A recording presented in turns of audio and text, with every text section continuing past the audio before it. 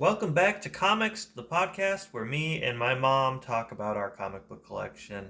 And today we're starting off with a Marvel comic. It is Fantastic Four, issue 250. It is a double-sized issue. It's the world's greatest comic magazine. We'll see. He kind of looks derpy. You said that right before we started. He's looking a little derpy. Sue looks super serious. Yeah, that's not a flattering haircut for her. For anyone, really. To have the weird little, symmetrical, U-shaped bangs. I don't know. Yeah, but it's like a middle part. Which I thought was really cool when I was in elementary and middle school.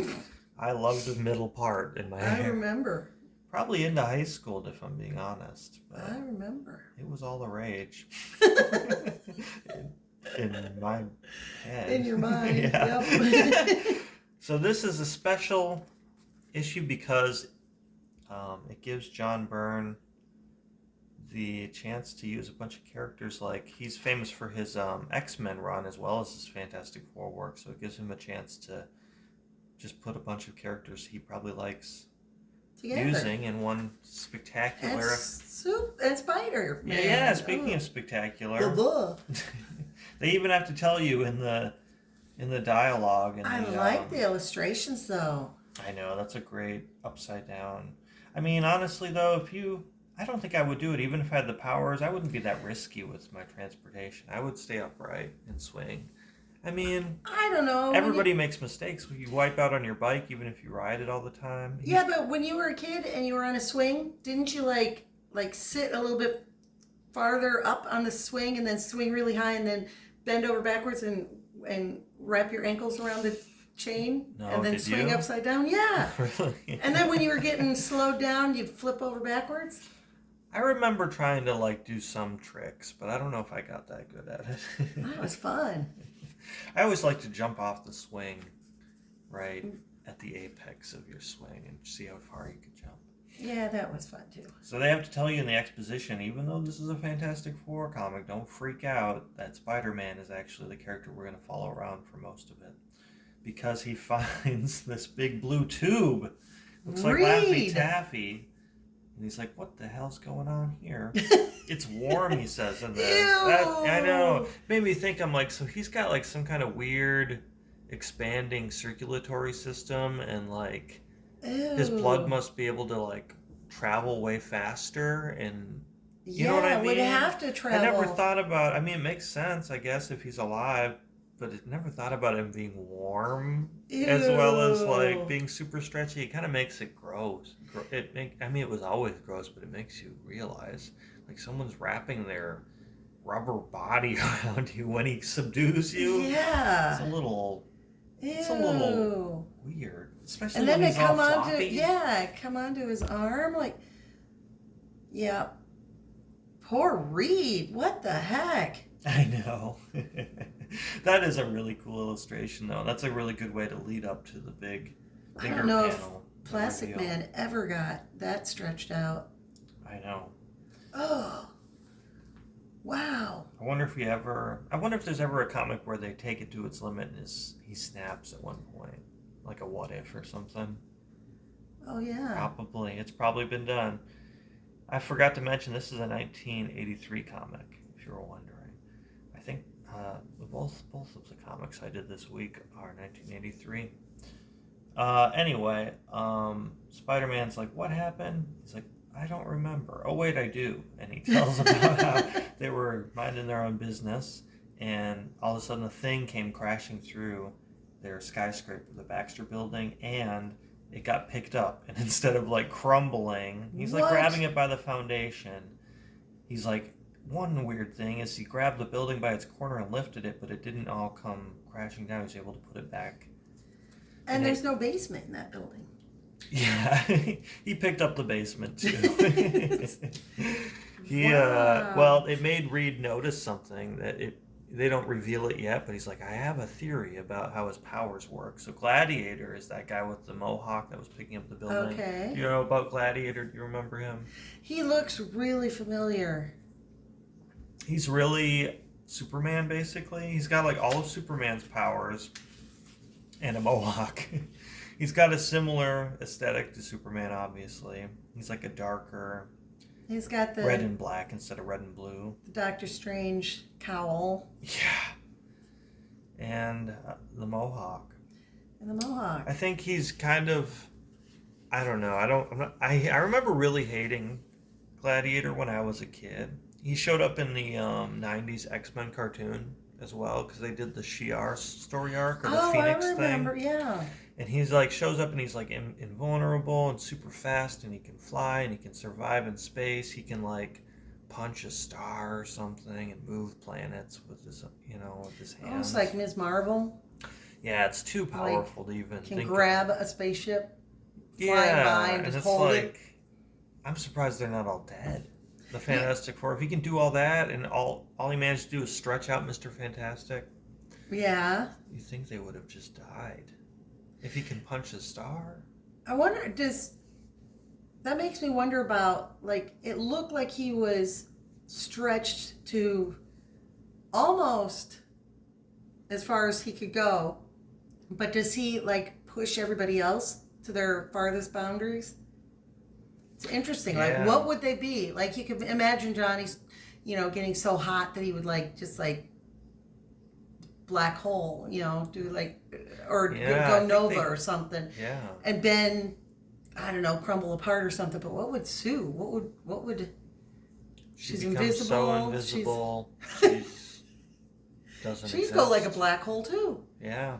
Make everything else invisible. I don't know. That's interesting. Well, they decided to go back to the Baxter Building, and I really like this panel because it's like the first Spider-Man, The Amazing Fantasy, where he's picking up that pedestrian. The cover. Oh, that's right. It's like a little shout out to that. It's weird how he wraps his hole. It's like, I gotta be really safe. Spider-Man's like, I got you. I have the strength of a spider. He's like, well, let me wrap myself all the way around you. It's like 4 times. Can't breathe. Breathe. Let it up. So we catch up with Gladiator, who's now being confronted by 4 of the X-Men. Cyclops and Colossus, Storm, and Nightcrawler. I love Nightcrawler. And I'm not super good with comics history, but I think John Byrne created some of those characters, if I'm not mistaken, or am I mixing him up with someone else? Anyway, not Cyclops, he was an original. But remember, these 3 characters were all in like the giant size X-Men that kind of rebooted and introduced Wolverine, these 3, and a couple more, I think. Kitty Pryde. I think so, yeah. That's my favorite era. My favorite era too. I really like that era. I mean, everybody loves it. It's a classic era. So, but they all speak weirdly. They don't do that thing where sometimes they put like triangular brackets or something around, or like a little asterisk and it says like they're speaking Shi'ar or something. It just says here that the confrontation takes place in a language not of this earth. And so he's like, X-Men, I thought we were friends because last time their relationship I think started where they had to fight him and then they worked together to fight against the Dark Phoenix or something. So last time we checked in, we were friends, and they're like, strike now, my comrades, destroy him. And it's obviously not the X-Men because they don't talk like that. Yeah. I mean, not only do they speak in a language not of this earth, well, you would like expect Colossus to say comrades. Yeah, exactly. Well, Cyclops, he's like, I've been thinking a lot about it, and maybe we are all comrades.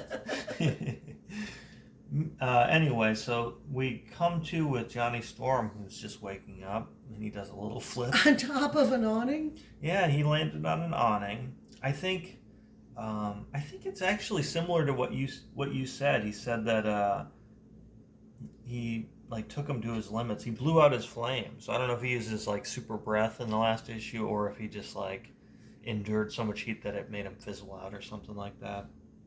But he's like, I better go help because the X-Men are fighting him now.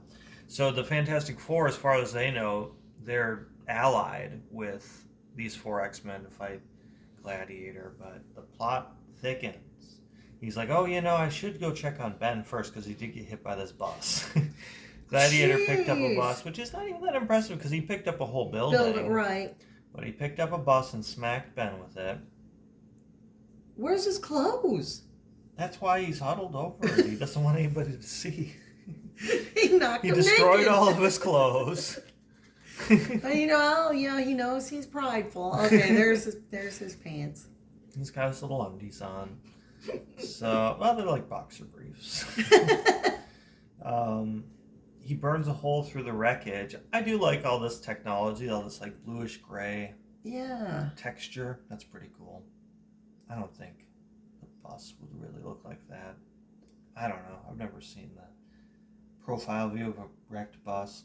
I like this big sprawled out drawing of the thing. Meanwhile, Franklin finds the Invisible Woman just in time for Spider-Man and Mr. Fantastic and his little papoose to arrive. And he still looks like he's wrapped. Mm-hmm. And he's in his baby Bjorn. Oh, and this will be funny if you've seen a different episode of our podcast where we did the Spidey Super Stories, like the younger readers one. Franklin says, Spidey Man. Spidey Man. Spider-Man thinks, I should have known that would have happened when I let the electric company call me Spidey. That's funny. Spider-Man, Franklin. And then later on, Franklin does say Spider-Man. He learns a tough lesson that day not to disrespect Spider-Man, who, is notorious for taking himself really seriously. Yeah. Then when Franklin's powers manifest, He's going to get revenge. Is get back at Spidey He's Man. going to warp reality so it was Spidey Man all the time. No one remembers it being different. Except Spider-Man. Hope they aren't expecting me to babysit. He likes Franklin just as much as you do. Which is not at all. He seals off this gaping hole in the skyscraper before he leaves, though, which is good because you'd think if they're high up, the wind's probably like... Oh, right. The wind would be horrible. Yeah, I don't know. You think, anyway. Oh, and in a recent issue, or a recent episode of this podcast, we did an issue that saw Spider-Man team up with Captain America, and it had Bernie in it, Bernie Rosenthal. Oh, yeah. There's some familiar characters.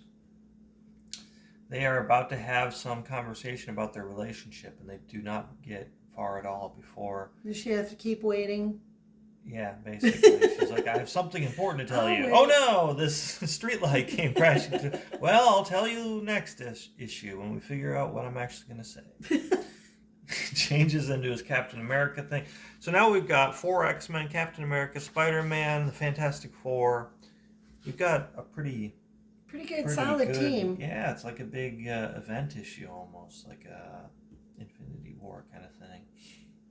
So Captain America is like, why are they fighting this guy with the mohawk? I don't think he says, who are they fighting? He's not acquainted with Gladiator the way everyone else is in this comic. I don't think Spider-Man is either. Because I think Spider-Man says something like, this punk rock looking guy, this punk rock reject or something. An extra from a punk rock band or something like that. So, one thing that Gladiator notices, though, is that these X-Men seem a little more powerful than they used to be last time they had to fight. Oh, that's interesting.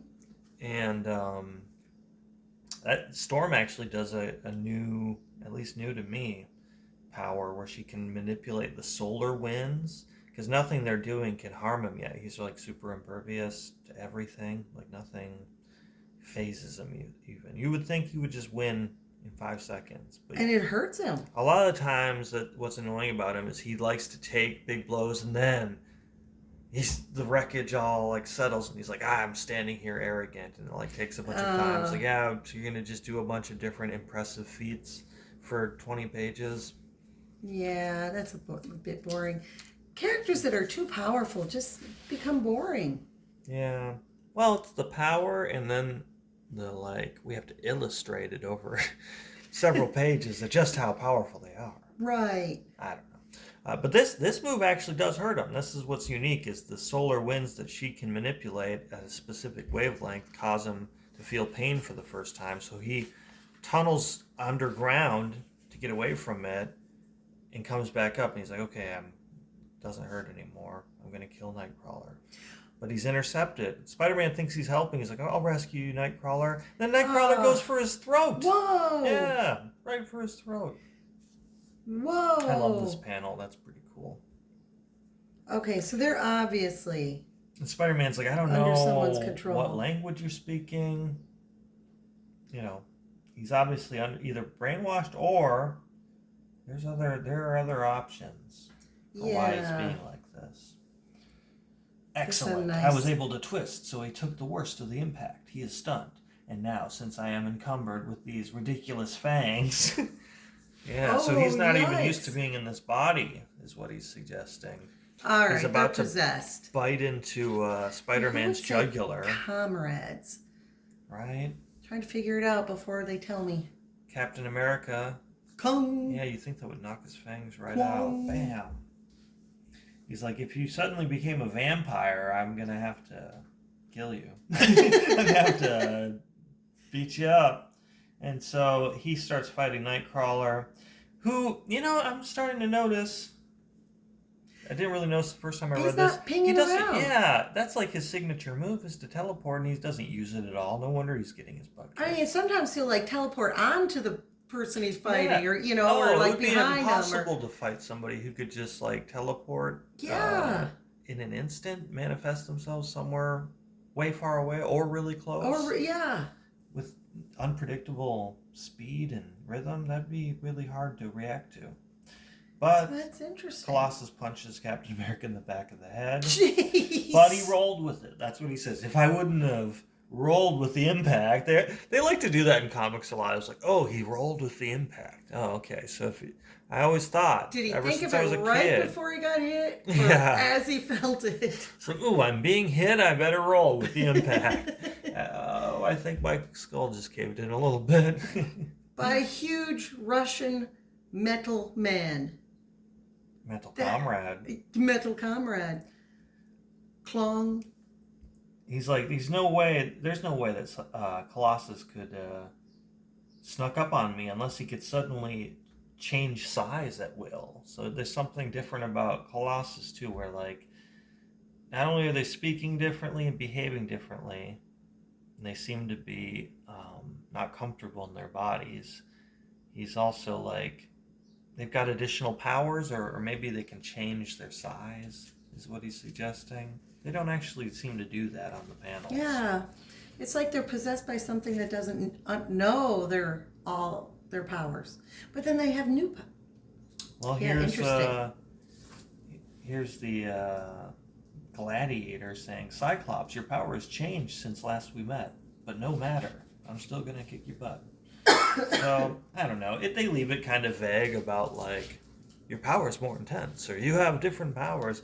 At one point, the Thing later on gets hit by Cyclops' optic blast, and he's like, it burned. It usually doesn't burn like that. It's like he's taken a few before. Yeah. All these heroes have fought each other several times, it seems like, over the years. Well, remember how good of friends could they really be? They're always fighting. When he went to find Sabretooth? The Thing? Oh, he was going to go find Sasquatch. Sasquatch, that's right. They ended up fighting. It's a classic, and it has to happen. Imagine living in a world like that, though. Yeah? I thought my mom's body was taken over by a spirit, so we fought. We did battle. Turned out that it was just a different reality version of her that came to our universe. I love this panel of the Thing punching. So it's like he's really beaten up and unconscious, but he gets right back into it. With one punch, he can overturn the whole bus he got hit with. I love how he talks. Quickly. The X-Men, huh? Might have known this gray guy would be mixed up with them oddballs. Yeah, let's go break some heads, pal. All right then. And it's then clobbering. I like that W. All right. And as a kid, though, when you were reading Fantastic Four or Thing comics, didn't you always just wait to hear him? It's clobbering time. Oh, definitely. It was the high point of my day. Oh, my favorite part. I don't really understand this point. Alicia Masters is working on a bust of the Thing here, and then she hears that they're doing battle, the X-Men are fighting. She's like, when are they ever going to get peace? And she starts wrecking her sculpture out of grief, I guess. And then we never come back to her ever in this comic. It's just like, let's just see how she would react. She doesn't care for it. Okay, she ruined her art project. I don't know, it just seemed kind of tossed in there to me. So meanwhile, Reed is working on something that he thinks will be able to defeat Gladiator, but he can't explain it to us right now because it would spoil the ending. And That's a nice panel, though. yeah, I like the detail in her hair, even though it's a weird Yeah. haircut for her. I like the So detail of frizzy. this technology, and those goggles are cool. Yeah, that's a nice panel. But it's one of those things with like, I have a theory. When he picked up the Baxter Building and a couple other things that he did, but I can't explain it to you right now. I'm too busy working. It's like, well, you kind of are explaining it. Could you just go into a little more detail? If he could speak a little simpler, like Ben does, Mm-hmm. but he always stretches things out. And Well, he really wants you to understand. He's like a teacher. He And wants you to this think critically panel, about it. they give Ben lipstick and a pirates and an eye patch. What do you mean? He always has those. Wow. One thing that's always bothered me about Colossus, I really like Colossus as a character, but this version of his costume are the weird knee pointy things. It looks like a weird, like, Japanese superhero or something, or like a Yeah. robot. What are those? I'm thinking of some Japanese, like, robot fighting thing. I don't know. I think it's But the color scheme and the pointy It's edge. like Kelly's, but then they mirror his shoulder pad or his I shoulder know. spikes. Yeah, I'm it's not a a fan of design. those either. Yeah, it's a design. It looks Questionable. It looks a little weird, and plus he's Russian. I mean, maybe he got some like manga up there before he moved to America. He's like, oh, I love these character designs. I do really like this panel too. There's two really good panels back to back of the Thing throwing. Finishes He's like up pitching fast. Colossus through the wall. Both of these. Holy this whole cow. sequence, even forgiving the lipstick and the eye patch, or whatever's going No, that's on just there. weird. You got a little ad. We've seen this ad a couple Green of times. Goblin. I also appreciate how few ads there are in this double. There really issue. is, They yeah. really went all out for. I think it cost $1 in 1983. Angel shows up. I know, that's another twist. I mean, most people that read Fantastic Four month to month are probably like, yeah, we saw this. We figured it out on the second page. But, you know, if you haven't read Fantastic Four in a while, you might wonder, how could Nightcrawler hide behind the car but emerge? And Spider-Man thinks to himself, well, Angel? Do you think Angel was like crouching behind there this whole time and then he flew out? But then when he goes to see if Nightcrawler's still there, he's not there. A big clue right there, I say. Anyway, Interesting. Gladiator's distracted by Storm, but he is too fast to hit with that solar wind thing, so it's like it was a one-time sort of victory. But then they do something else. They blast him with some other blast that Angel can also emit, and that's like the big tip-off for the Human Torch. He's like, you know, Angel's a pretty tough customer most of the time, but he usually doesn't blast energy out of his hands. I've never known him to do that. We hang out a lot. I feel like I'm always blasting things with my flames, and if he had energy blasts, he would have shown me. Oh yeah. But he gets clobbered. And one thing they notice about these X-Men imposters is that they're like more strong and durable than a normal mutant or human would be without, you know, the ones that don't have invulnerability. Right. I love these weird little pod cars that they fly around in. Yeah. I feel like I'd want a top to it. It would be, you get bugs in You your could face and bug. stuff. Yeah, definitely bugs. Maybe as a force field. Oh, well, Sue could put one up, but Yeah. Maybe just let her relax for 5 minutes and just get us force field. Don't make her do all the force fields. If you could do force fields and everybody was like, could you levitate that over here? Wouldn't you get sick of it? Like, you oh can grab yeah. that. Well, Reed could do. He's always stretching in the lab. It's like Yeah, You we hardly covered do that. anything Yeah. except hang on for dear life. He stretches his butt into the bathroom to go up to take number twos, and then Uh. he can't be bothered. He's pooping while he's giving a lecture. I love the color changes in the background, how we go from the cityscape to these weird, Yeah. like the aura and the weird jagged lines, and then just a solid color. It's really, Agreed. Keep your hands in the car. it's a good way to make these dialogue heavy pages like more dynamic, I think. Oh yeah, definitely.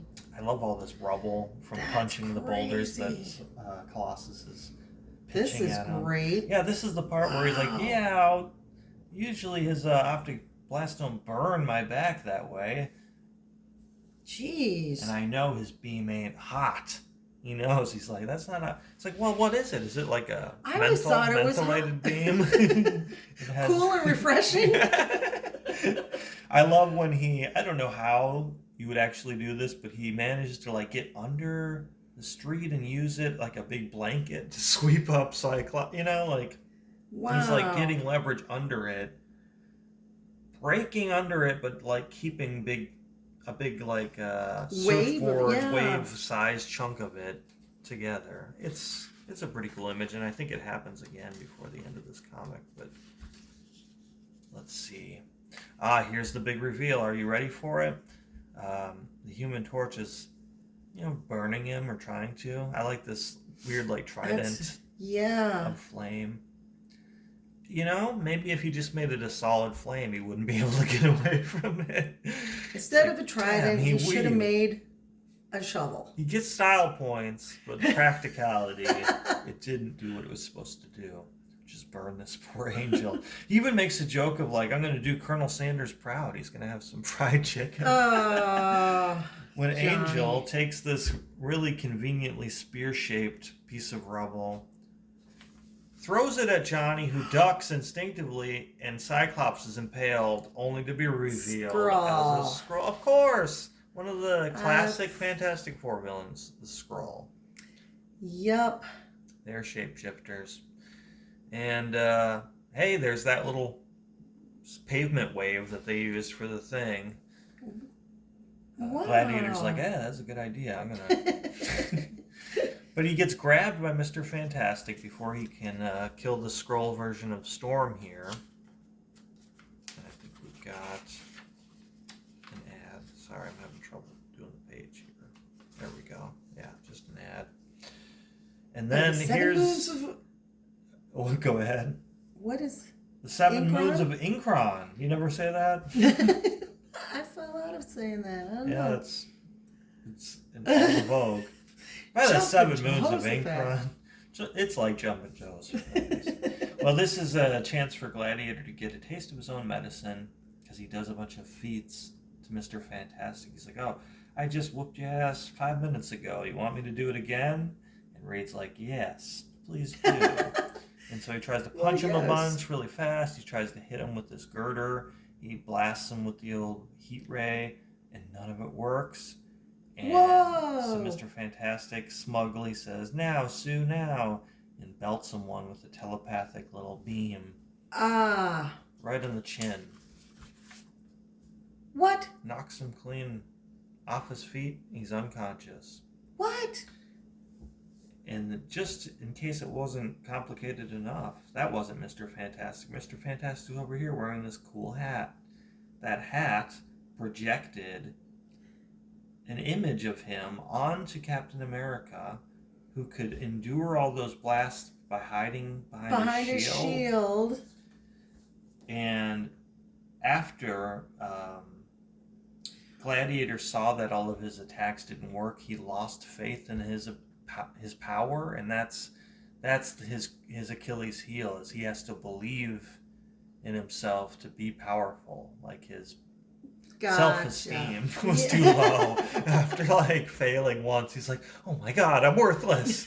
And he could be easily defeated. And he intuited that from witnessing how he used his powers, was that they were mentally charged. It wasn't like physical aspect of his body or something. He used like pyrokinesis and levitation and telekinesis to move their building rather than strength good brute alone. strength. Okay. And that's why it stayed together, is because he was like levitating the whole thing with his mind, but just grabbing it. Gotcha. Maybe he thought, he's like, I have these cool powers, but they're kind of nerdy. Using my mind, I'll tell everyone I'm really strong. So he moves things with his mind, and he just puts his hand on it and be like, I'm lifting this with my muscles. It's like people really respond to that. They didn't like it when I just did nerdy mind stuff. They love the muscles, though. Well, that makes sense. That was probably before his mohawk. He's like, I think I'll get a mohawk, too. It'll really sell things. So the Thing is busy fighting Cyclops, and he's like, wait a minute, if they're Skrulls... Yeah, did I say Cyclops? Yes. Colossus. I keep making that mistake today for some reason. He's fighting Colossus. Skrullosis? He's fighting Skrullosis, and he's like, well, I'm not going to hold back if it's a Skrull. He even says... Hey, even Nazis are nicer than you creeps. Holy! You think Skrulls are worse than Nazis? Wow. I guess they do like a genocide to the Kree or something, or they destroy the Kree. Doesn't it turn out though that the Kree destroyed their world? Or I don't know. I'm probably all mixed up on that. So he's enjoying himself. They let us know the Thing really loves not holding back. Over the years, he's had to really learn to modify his strength. And it made me think, I'm like, so he never makes a mistake where he like doesn't hold back enough and he just like kills somebody by accident. Or he just always holds back a ton, in which case it's like, well, maybe you should not hold back so much. If he's always that strong, just don't hold back. Well, when you're fighting super villains, don't hold back. I guess. But, wow. Even if he was really fighting the real Colossus, if the Colossus wanted to hurt him, don't hold back. Well, yeah, true. Knock him out at least. You don't yeah, have to kill right. him. You don't have to kill him, but knock him out. He's pretty durable. This is the goofiest part to me.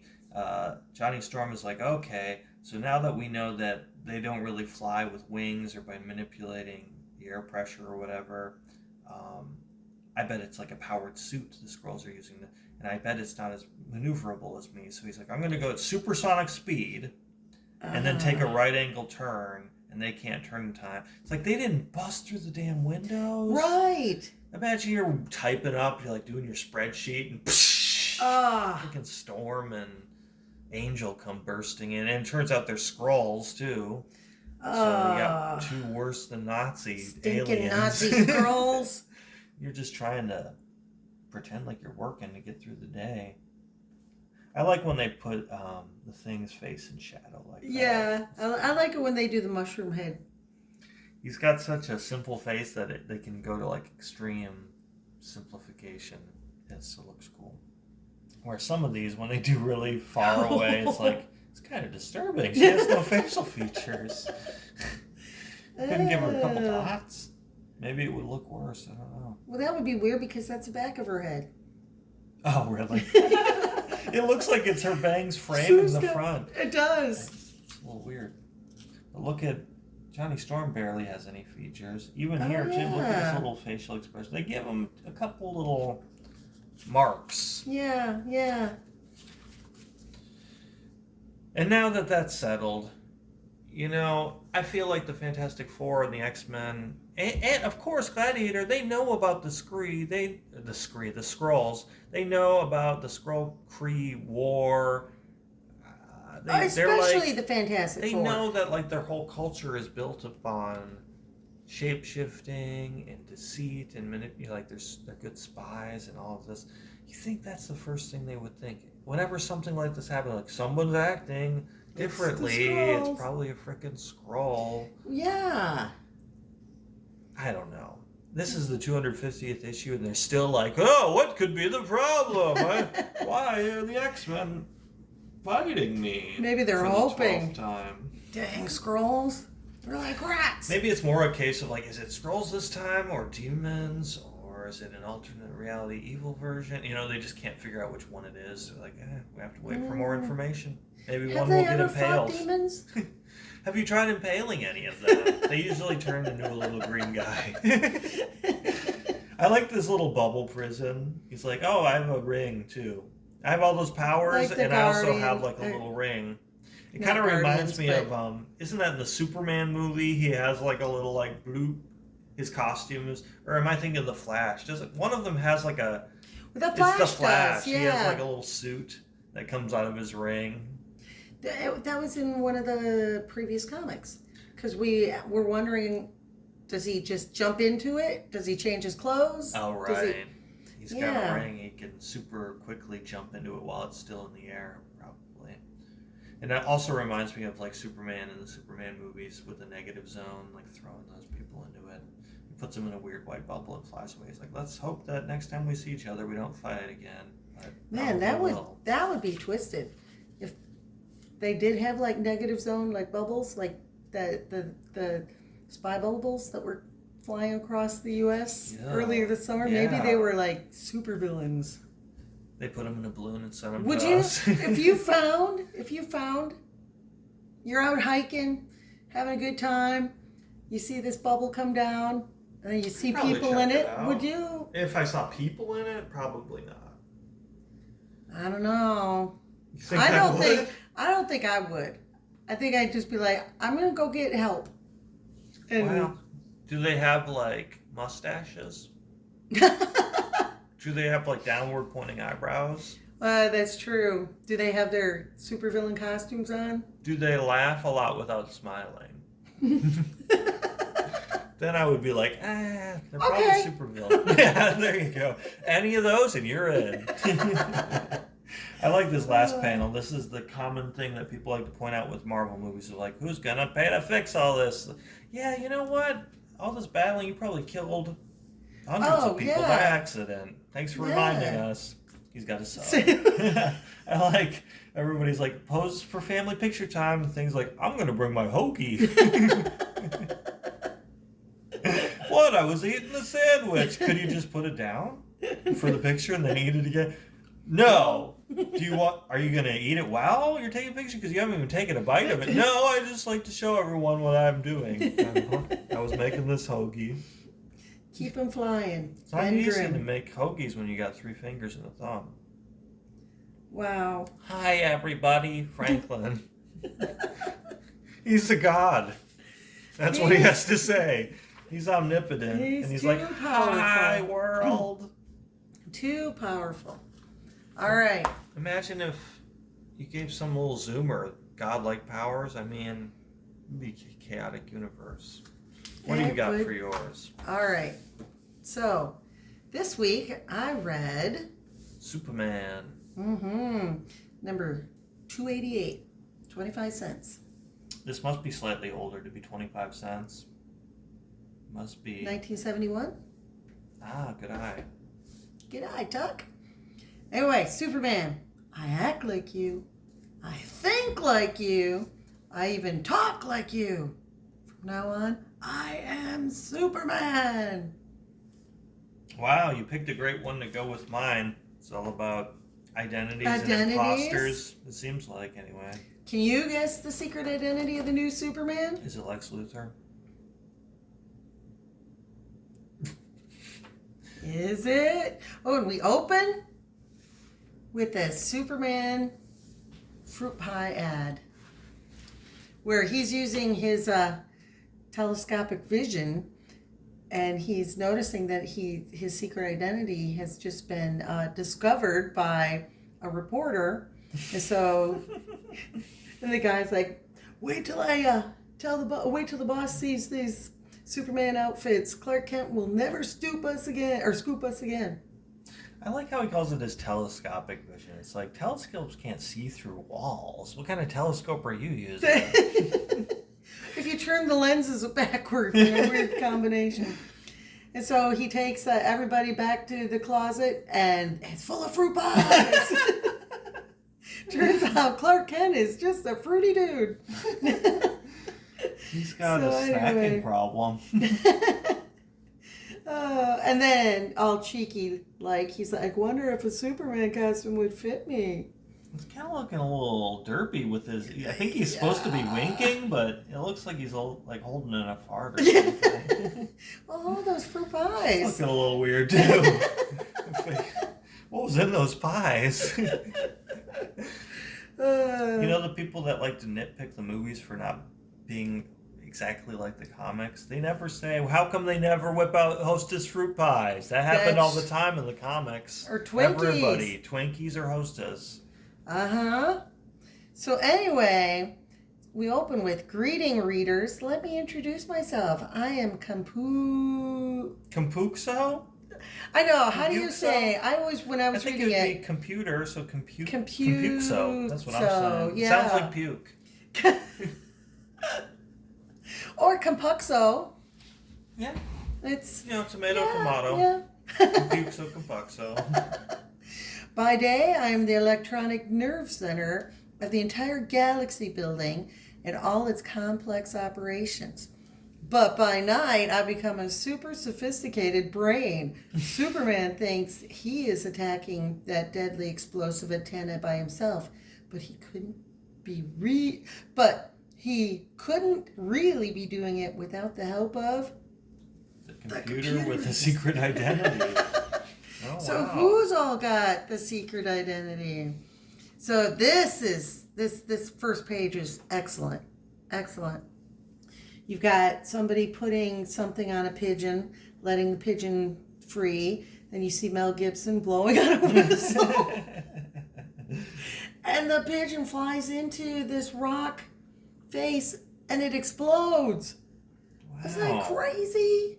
I always thought that falconry or whatever was a nerdy hobby, but if that's what it's really like, I get into that. Send birds on suicide missions to explode. It's crazy. And he goes, sorry, Oswald, but someone had to fly the trial run. It's nice to see some visual storytelling. Yeah, isn't that nice? Exposition in the boxes and dialogue. I like how we go from, different colored boxes to just the panel itself without the box. Very organic. More abstract, and then it gets the natural surroundings in there. Yeah. So we learn early that Oswald dies, and the next day, they're up in the helicopter, and they're talking about, geez, the pigeons are awful, and he goes, this is turning into a blasted daymare. They're heading right at the Galaxy building. So daymare?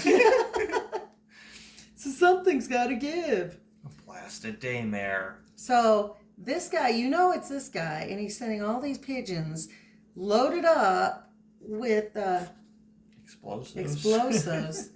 But Superman's on it. He sees him coming, and he goes, the suction of my super speed backwash. Don't ever don't give him a soda. Ugh. Has managed to pull them away from the Galaxy building, but the danger's still not over. So he gets them to fly he uses, away. The wind of his flight to suck them off. Okay. Huh. And then, being as fast as he is, he goes and he takes all the explosive off of their legs and swallows. Isn't that crazy? I was like, this is hungry. Not at all what I expected. He goes, oh, I can feel the nitro starting to detonate. And since that cloud above me looks a little like a bullseye, I might as well get in some aerial target practice. Jeez, binge and purge. So, it's either that or I don't want to be in the restroom next to him. Just swallowed some bombs. Get out of here. And after the action ace has harmlessly expelled all of the nitroglycerin, I wonder what sort of warped mind sends a fleet of explosive pigeons on a kamikaze flight and into a heavily populated skyscraper. So then we cut to the next day. Okay, here's an easy one for you, Compuxo. Who's the best sportscaster in Metropolis? And he's not programmed for such a value judgment. But after measuring the sound decibels of your voice, Steve Lombard, I conclude you are the loudest sportscaster in Metropolis. which kind It's a of sassy computer. it is. He's a little disgruntled by it. And check out this A guy. haircut. Wow. He looks like a Bryan Cranston could play this guy. Yeah. And he then had like Tina's hair from Bob's From Burgers. Bob- If you get those two together and nothing would ever get knock it done. out of the park, yeah. He'd be standing there trying to make meth, and Bob would be going, "Just mix it." And Tina. So he goes on to explain the complexities of the computer, the supercomputer, and it's to control the operations of the building, and it Do regulates the elevators. elevators and everything, Security and cameras, all DJ booth. modes of the galaxy's communications, television, radio, newspaper, are operated and coordinated with each other by Compuxo's centralized control. And he's saying all that remains now is to electronically program a pseudo personality for Compuxo's vocal responses. So like Alexa, has a voice. So he's like, I'll need a willing human volunteer. And so Lombard is like, hold on, Doc. And he grabs Clark. So he brings him in, yep. And I guarantee it can't. The purpose of this encephalo helmet is merely to record your personality profile. The names they give the gadgets. Encephalo. And Encephalo helmet. And convert it to computable mathematical data. So they do. He kind of looks like what Mr. Fantastic is wearing. He probably borrowed the prop. Kinda. It's a little more round. It's like, see, Clark, that doesn't hurt a bit, does it? Well, it sort of tickles a little.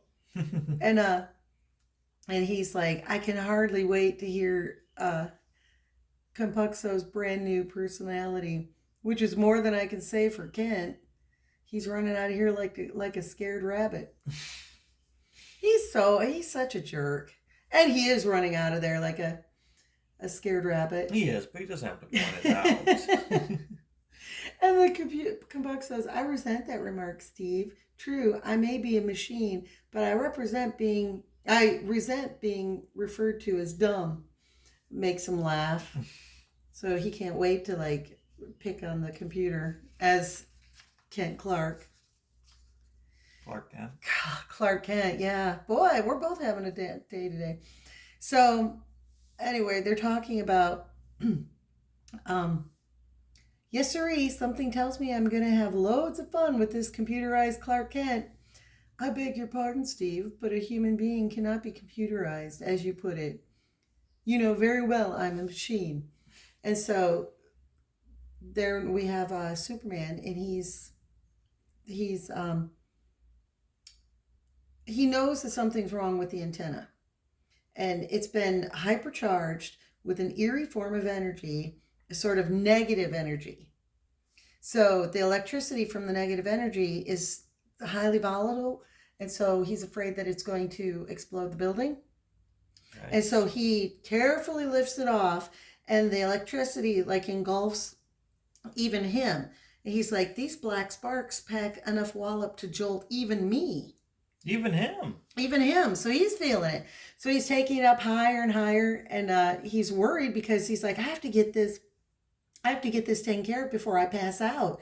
And then it falls to the earth and it hurts people. Yeah. And so he keeps traveling until he's in the line of a nuclear bomb that's being set off, which destroys the tower. Oh, wow. The antenna. That's convenient. Isn't that crazy? He just flies happens, right into him. Oh, somebody's nuking. Yeah. Setting off the nuke. Then these guys are like, I don't know what that other blip is, sir, but it keeps tagging along with our missile. Because whatever it is, it'll be vaporized in 3 seconds. Too late to stop the countdown now. So that's crazy. I never would have thought that Superman, I mean, obviously he could, but withstand a nuclear bomb? Yeah. Yeah. But that's crazy to look at. If anybody's going to do it, it's got to be Superman. Or maybe. Franklin. Dang Franklin. Well, probably Franklin could change reality True. before it went off. True. But Gladiator probably could withstand a nuclear. True. So you thank Krypton. That's the end of the antenna and its deadly negative sparks. And so he's flying back to the building. And what does he say? It's beginning to add up to someone trying to annihilate Morgan Edge's corporation and everything he stands for. Until this culprit is stopped, Galaxy is teetering on the brink of doom. Edge must be plenty concerned. So that's his boss. And so indeed he is. For the next morning, they're trying to figure out what's going on. And he calls a super secret meeting. Hey, check out this ad really quick. I didn't know what is that? Enjoy an exciting, romantic, quick change to suit your mood time. Send for mustache, sideburns, and Van Dyke at once. Simply check the color you want or send a sample of your hair and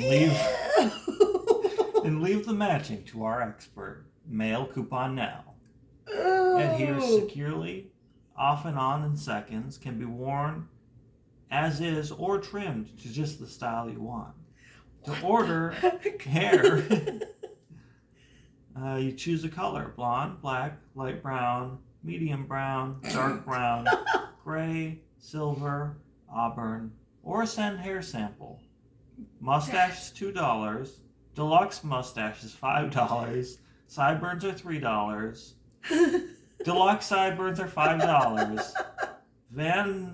Deluxe Van Dyke is $5. Oh, I see. Van Dyke ends there. It's $3. Deluxe Van Dyke, $5. All three, $6. I think it's pretty blurry. All three deluxe, $12. Save $3. Ew. So out in Orange, New Jersey, there was a company that made fake facial hair to sell to children for an exciting, romantic, quick change to suit your mood time. That's bizarre. Doesn't it look realistic? So Even in a drawing, they couldn't make it look realistic. Oh my God. They could make it look any way they wanted to, and even here it looks ridiculous. Oh my Super God. muscle system. These are some wacky. lame. Yeah, usually this type of ad, the things look chintzy or there's a lot of suspension of disbelief, but they gotta put more effort in. That's this awful. Stamp's free. It's kind of lurid looking. The pink and the black, it's like... Yeah. Are they like a stripper stamp? Hey, I just want regular stamps. I'm not trying to make a statement. Oh, yeah. And as a kid, I always hoped I could find the penny. $300 penny. Yeah. Never did, though. But I remember going through my dad's change and stuff and just looking at every single one. We'll pay you $50 for this 1972 penny, $300 for this one, this dime. Yeah. Ooh. And I was a child of the 70s. Makes you wonder how much it was worth legitimately if they would pay you $300 for it. Oh, yeah, exactly. So anyway, we get back to this meeting that he calls for everyone. And we see that this is a crazy panel. Everyone is there, including Clark. And he goes, I second the motion. He could program Compuxo to put a list like that together in no time. So they're thinking of a list of anybody who would be interested in bringing down the newspaper or news station Edge's built company. But their gargantuan computer has already done just that, for its electronic brain has become more advanced than anyone thought possible. Wow, who would have guessed? That darn Acephalon helmet. Computer became self-aware, just like they always do. After combining through an exhaustive list of possible suspects, I've hit the nail on the head and identified the Galaxy saboteur. Solving the mystery was mere child's play. Now that I'm a supercomputer, so he said he's a little boastful. But then back in the conference It's like room, Gladiator. of course, you have Clark standing up. Oh, I feel faint all of a sudden. Need a glass of water. Which, if you think about it, if you worked with this guy and he always did that kind of stuff, wouldn't you think he was a wuss? You never worked with anybody like that? That's like everyone I work with. Am I the one that's like that at work? That's why I didn't notice it. No, I'm just kidding. But yeah, you know, it's like, well, Clark kind of earns his, you know, the disdain of his coworkers. But I feel like it's weird how serious the people in this like home Oh. technology, learning electronics with It's CIE no is no picnic. picnic. Look how serious they are. ooh, It takes he's work even a and little. a few sacrifices, but it's a little stern for an advertisement. Yeah, it Like, is. make it seem appealing. I didn't want to learn electronics to begin with, so you sternly reminding me how difficult it is not making me any more interested. Although, on a side note, electronics was really hard because my dad, whenever we'd go, like school shopping or shopping, you know, for new clothes or that kind of thing, we'd always like hit Kmart and all the stores and the bookstore, and then we'd always inevitably end up in Radio Shack. My dad headed there first, and we'd meet up later, and we brought home electronic kit after another, you know, build your own radio, build your own walkie-talkies, build your own. We couldn't make those work for anything. And I remember that being a kid, it's like, okay, you gotta follow the instructions exactly. And you would, you know, you'd like even like check them off after you finished it. And we could never get them to work. And my dad would sit down with it for like 5 seconds and all of a sudden it's working. And it's like, you didn't even read the directions. And I remember Wow. being so frustrated that I'm trying so hard. And then somebody else would come along and just, you know, oh, here you go. So, yeah, electronics is hard. He just had a knack for it, I guess. Yeah. So anyway, his boss is like, sit down. At a critical time like this, I want all our heads together, even yours, Ken. He's great Scott. Of all the times for Edge to be ornery. I like this little, he gives a Yeah. side-eye blast there. Yeah, It's not when gonna my turn his x-ray head. vision tells me the galaxy building is about to be attacked a third time. So he's thinking, what am I going to do? I got to do something. And Great Caesar's ghost. yeah. And then all of a sudden, as he turns to light the wastebasket on fire, it catches on fire. Oh, And so somebody everybody- anticipated this move. Uh-huh. Somebody. Wonder who. So anyway, they all rush out, and it gives Clark the cover he needs to exit the building. Where Pretty pissed off. I know. He looks like he aged 5 years.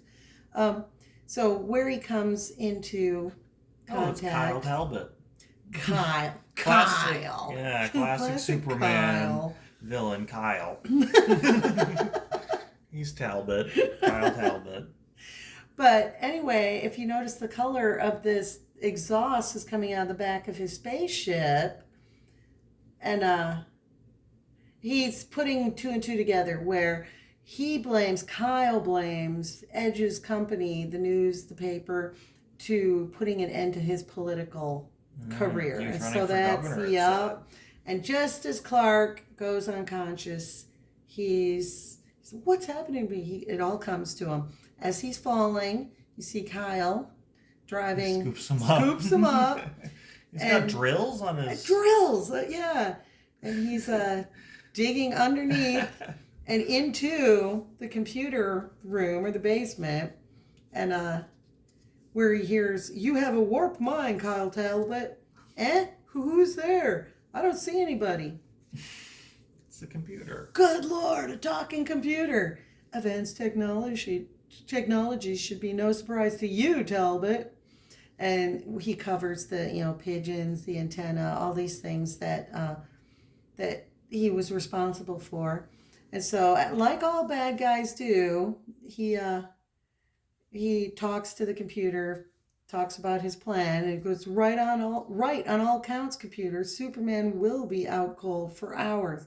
And since you know so much about what I've done, I'm sure you've also calculated why I'm doing it.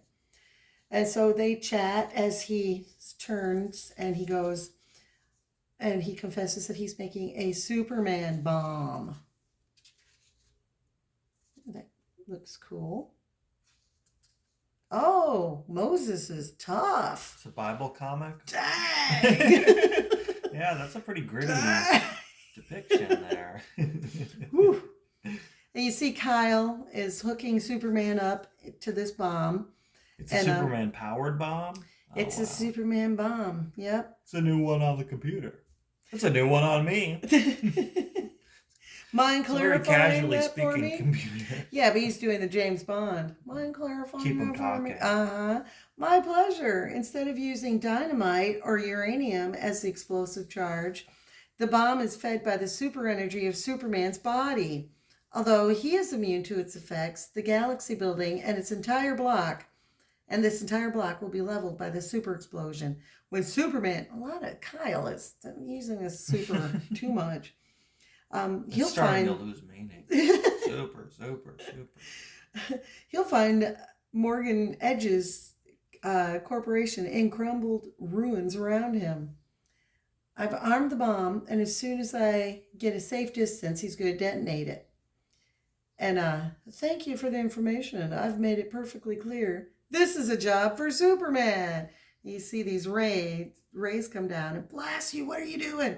He makes Superman come to, and so Kyle's like, fine. Blast him through the lamp.